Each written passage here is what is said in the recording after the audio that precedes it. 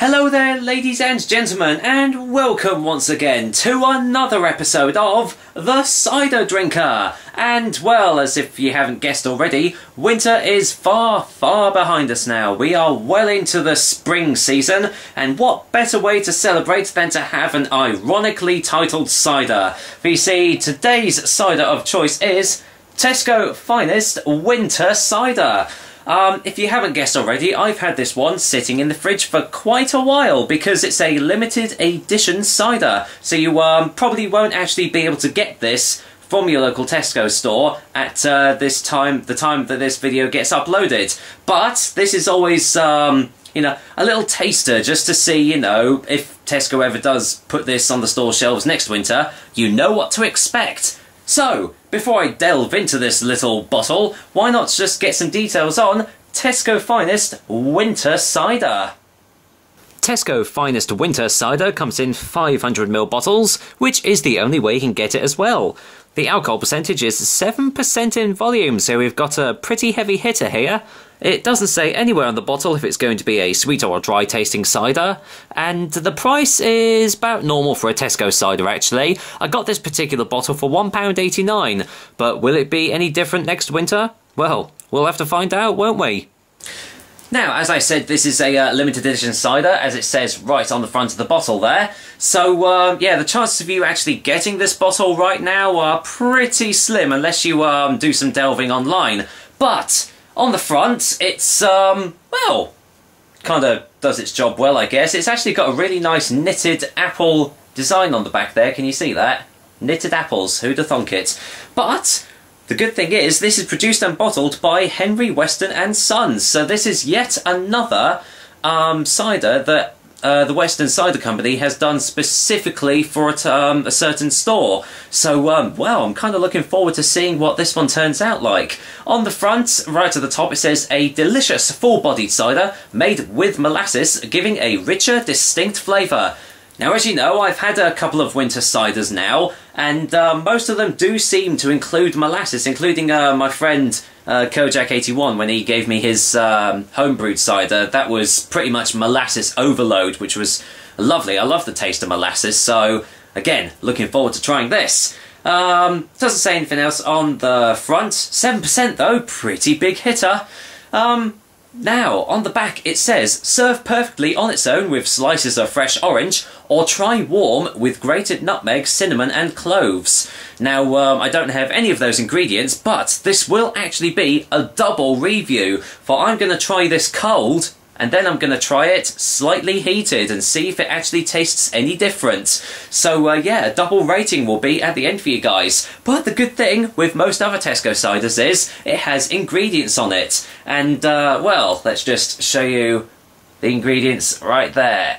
There you go. It's got, well, cider, obviously, sugar, carbon dioxide, malic acid, and preservatives, which is obviously sulfites, and also molasses. Naturally, even says it on the front there. As you can see, it includes sugar, so this isn't a real cider we have here. So, well, let's go and crack this open, and I've left my bottle opener over there, so back in a seckie. Sorry about that, guys, left my bottle opener on the fridge, so now, let's go and crack this open.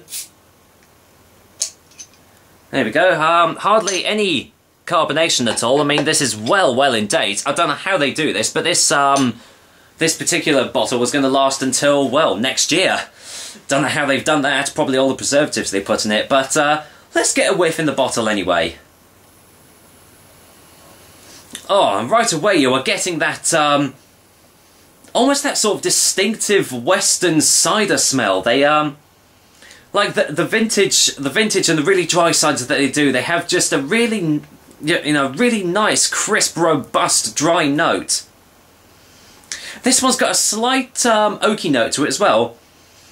And right underneath all those smells, you can just about smell the molasses that has gone into this bottle.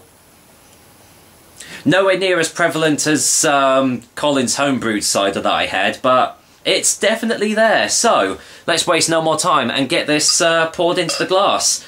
Now, as you know, I won't be pouring all of it in, because I want to leave some to heat up and see if it's any better. Let's pour. I'm going to pour most of it in though, because I'm just going to have it cold, and I'll leave that little bit to have warm. So I'll put that to one side for now. But here we go. This is Tesco Finest Winter Cider. As you can see, lightly carbonated. If I just show you that way. There, it doesn't really help. Ah, there we go.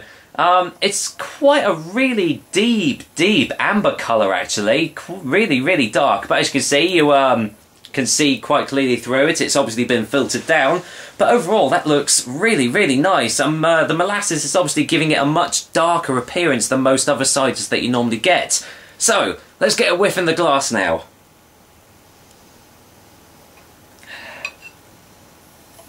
Oh, now the molasses is really starting to come through now.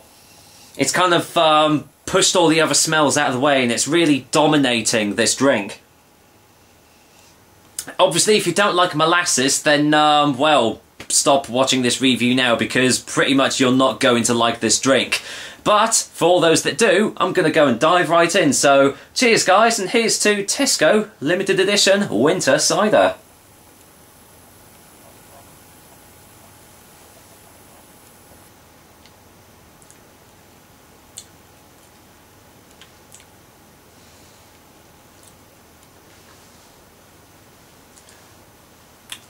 That's not too bad, actually. That's not too bad.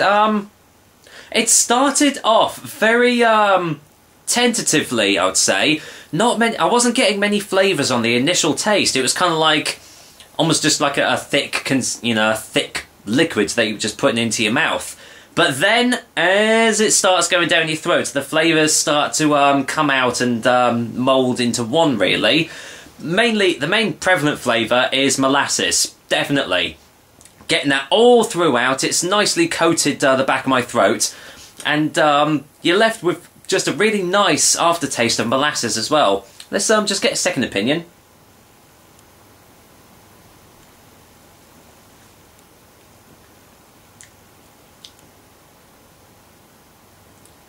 It's got kind of a bitter sort of taste as well, just as it kind of gets to the back of your throat as well.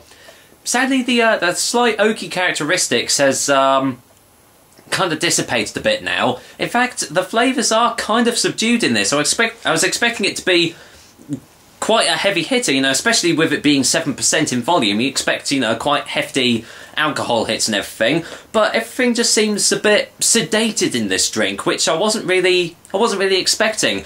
You are definitely getting a full-bodied flavour, though. It's got a real thick consistency to it. But obviously you are still getting a little bit of clogging up at the back of the throat where they've added like the sugars and stuff to it.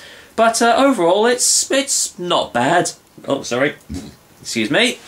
Yeah, it's not bad, but it's definitely not the best tasting cider I've had. Let's just get another one.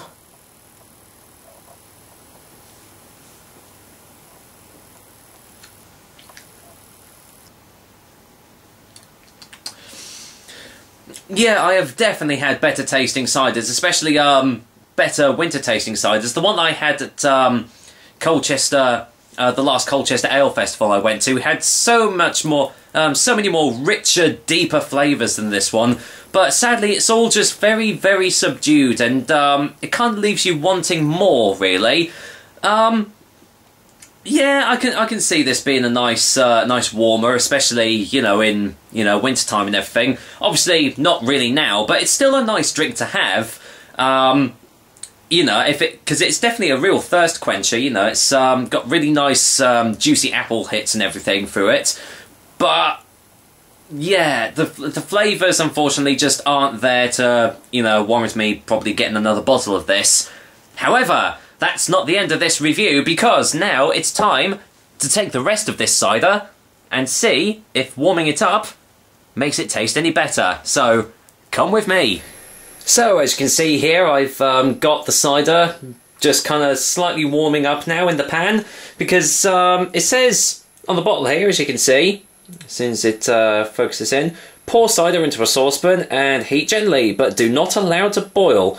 Perfectly matched with roast pork and applesauce, or with warm mince pies. But as seen as it's not winter anymore, of course I don't have any of those things, so I'm just left with, well, the cider on its own. But yeah, it should be warming up just in a couple of minutes' time, I'd say. I'm not going to waste all your time with that, but might as well give you a little tour of the kitchen while I'm waiting. As you can see, there we go, all my, well, some of my past cider reviews I've done here. Pretty snazzy, wouldn't you say? But there we go. So, I shall be back once this cider has heated up. See you in a sec. Well guys, I'm back in the kitchen and the cider has nicely warmed up now, and I must say that when it was actually heating up on the pan, the smells that were coming out were a lot more prevalent. It smelled a lot richer, a lot spicier, and yeah, right now it just smells like a much better tasting cider, but as you know, it is all in the taste. So, well, cheers again, guys. As you can see, I've just got it in a mini egg cup because I don't actually have any plastic cups or anything to put in, and damned if I'm going to put a really hot liquid into a glass, you know, into a glass, basically, because, well, you all know what happens when, you know, hot water mixes with glass. Smash! Well, sometimes anyway, but I don't want to run the risk. So, here we go, guys, and here's a warm Tesco winter cider.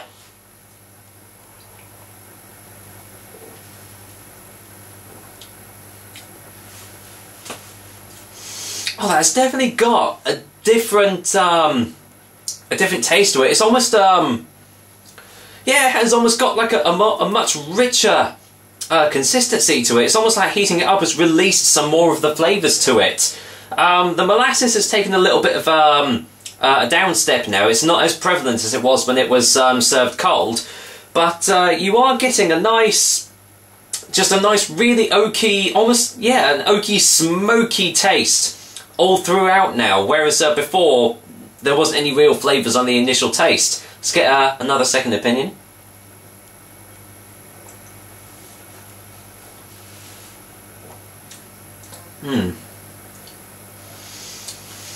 Oh yeah, I can see this being a really nice alternative to mulled wine at like at Christmas time, because you can actually get mulled ciders, which I've never actually tried before, and I really do want to try mulled ciders at some point, and hopefully I will get the chance to next winter.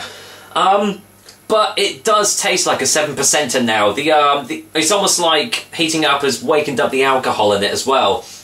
You can tell that this has got a real punch to it now, whereas when it was just cold it just tasted like any normal bog standard cider. So verdict is yes, heating it up definitely does make it better. So for our final verdict, I would say, hold on, let's just get a final taste before the final verdict. I'm jumping the gun a bit here.